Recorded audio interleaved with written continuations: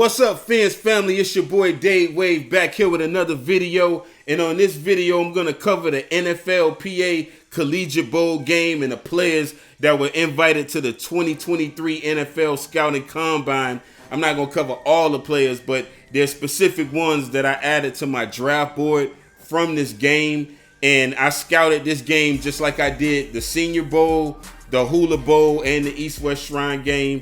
Some players played in multiple bowls, and they made an impression in this game. But this game featured 100 prospects that are all gonna be, prospects for the NFL draft. The national team ended up winning the game 25-24 when the American team missed a 46-yard field goal, and it was the same as last year, pretty much a nail biter when the American team came out on top after Eddie Ogamba split the uprights from 24 yards to secure a 19-17 victory last year. But he redeemed himself after missing one early in the game. The American team completely dominated the stat sheet. Also, they outgained, the other team 450 to 202 yards, which is almost double. Over double the yards. So it was a complete blowout.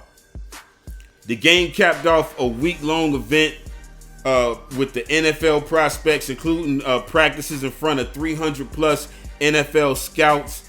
And they also had NFLPA youth sessions on the business of football because they want to make sure that these players, they understand the financial side of it as well. And I think that's good for the league, good for the players as well, and their pockets. The American team was led by former NFL head coach Jeff Fisher, who earned the victory over Eddie George. Eddie George is coaching in the in the HBCU league, and he decided to coach for the Collegiate Bowl, and they ended up losing. And it's kind of cool that player and coach go against each other in this game.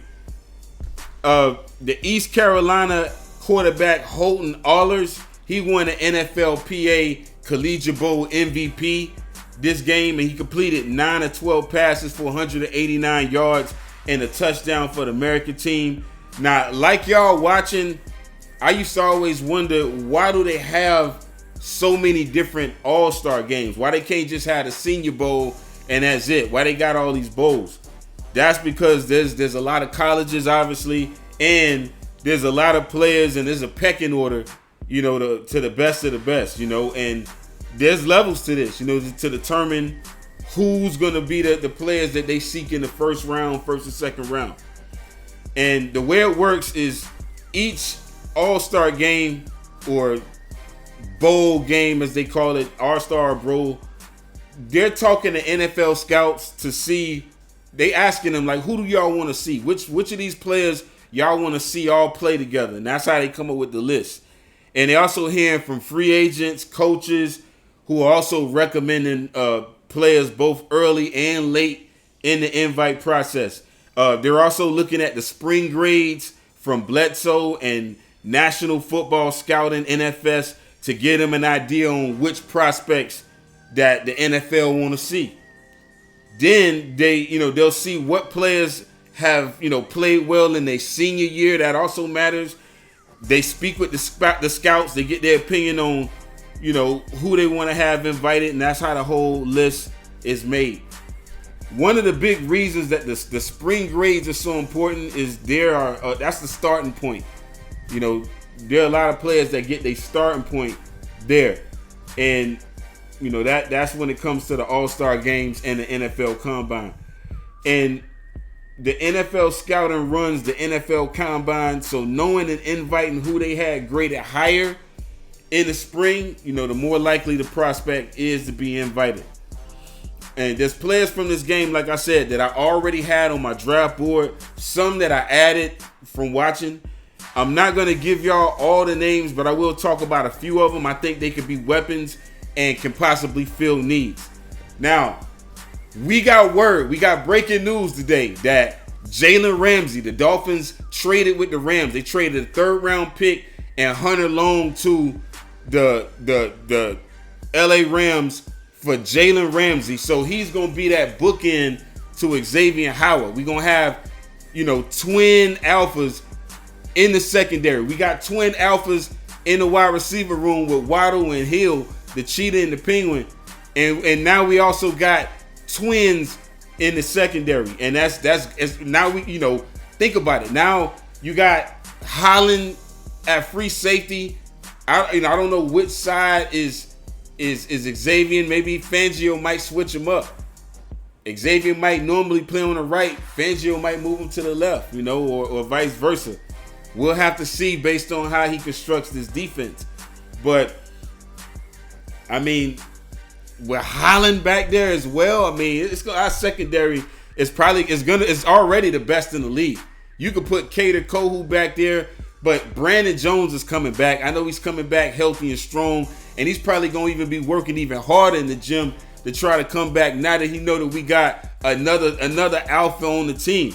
So that's what's up. And even though we got Jalen Ramsey, I still think that cornerback is a need. Why? Because Xavier is getting up there. He's going to be in his 30s. He's getting in his early 30s.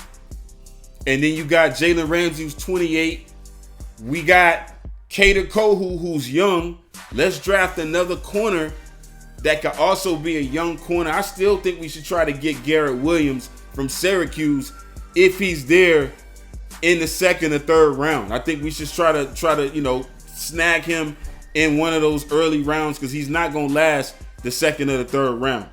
And if we do that, we'll have two corners that can learn under Xavier and Jalen and can also play. They could be, they could be interwoven into the mix, playing in the slot, playing on the boundary, and just doing all kind of different things with them in the zones and man coverage.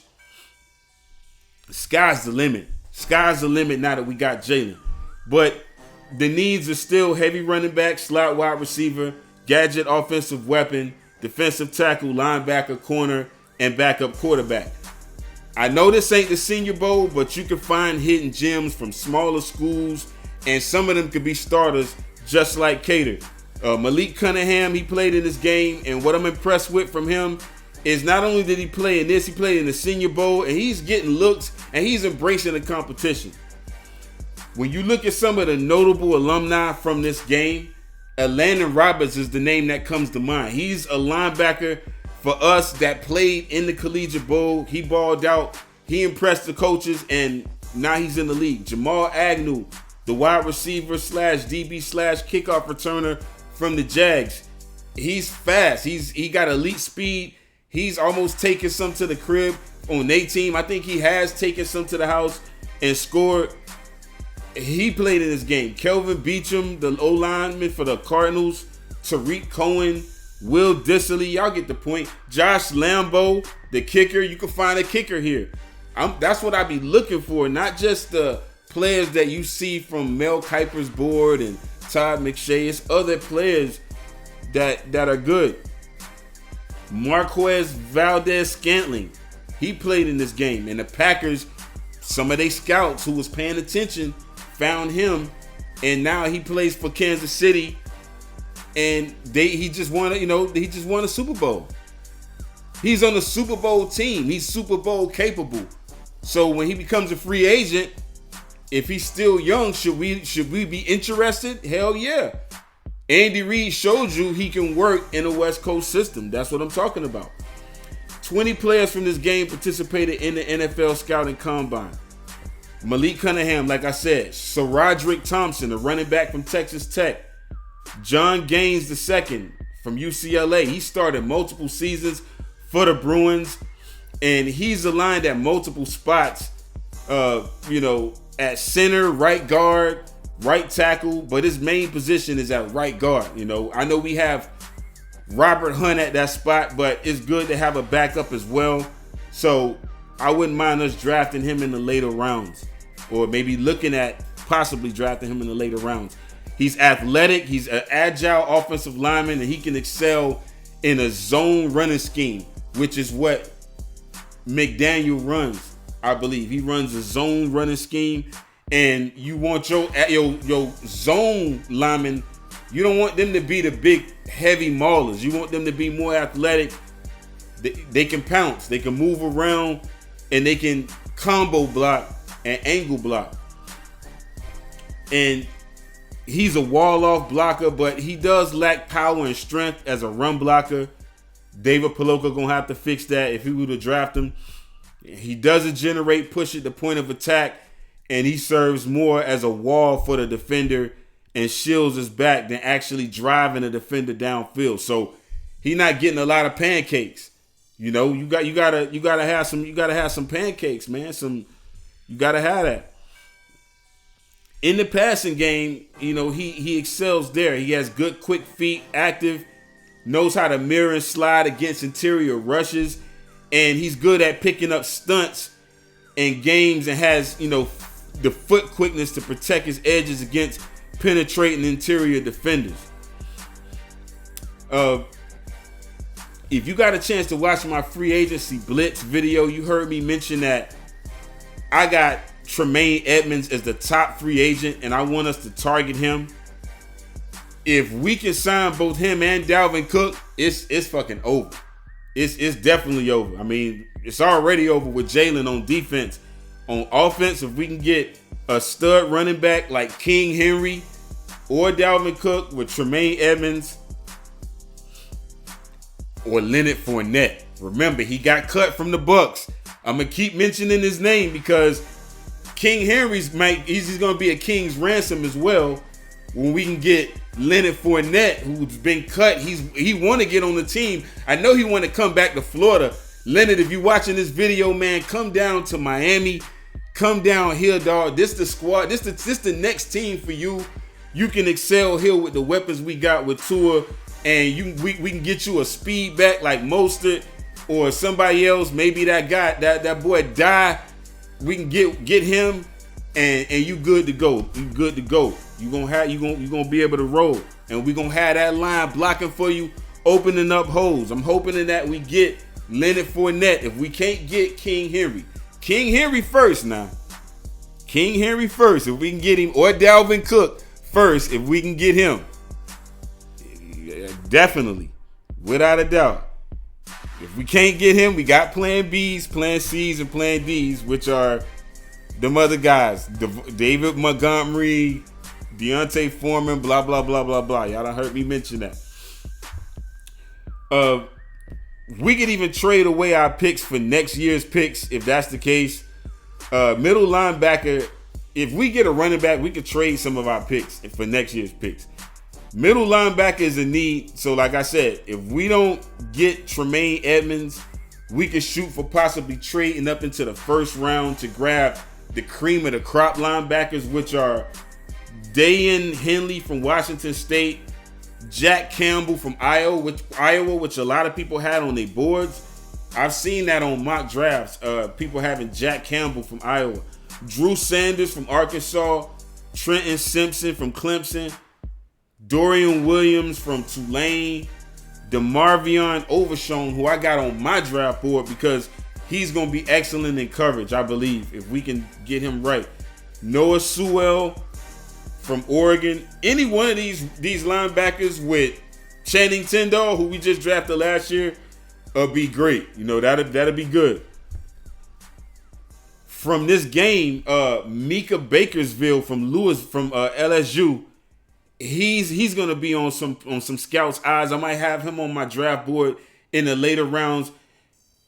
You could have him higher because from that LSU program, you could find good linebackers, but he's too light. He's 231 pounds. I like linebackers that are 240, 245. Seem like they have more bulk to be able to handle, solid running backs, running through the hole.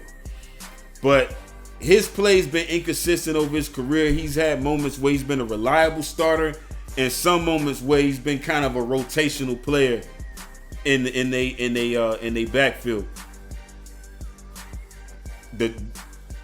The most productive season that he had 89 tackles, 1 sack, 1 interception, returned for a touchdown.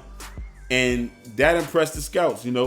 He's an experienced player. He got good instincts as well, and it seems like he got a good nose for the football, finds a way to make a tackle and get himself in good position. So he's another good option. Zaire Barnes, the linebacker from Western Michigan, the only MAC representative on the national. He had experience of going against 3 of the other players at once. He showed his athleticism while leading the national defense with 6 total tackles this game. And he covered the width of the field from sideline to sideline on a few of them just to make a play. Reacted quickly, put himself in good position to intercept a tip pass and returned it 26 yards to inside the 10-yard line. And he just had a good showing overall. I mean, just being tied for the team lead in tackles, forced a turnover, and he showcased his ability all around.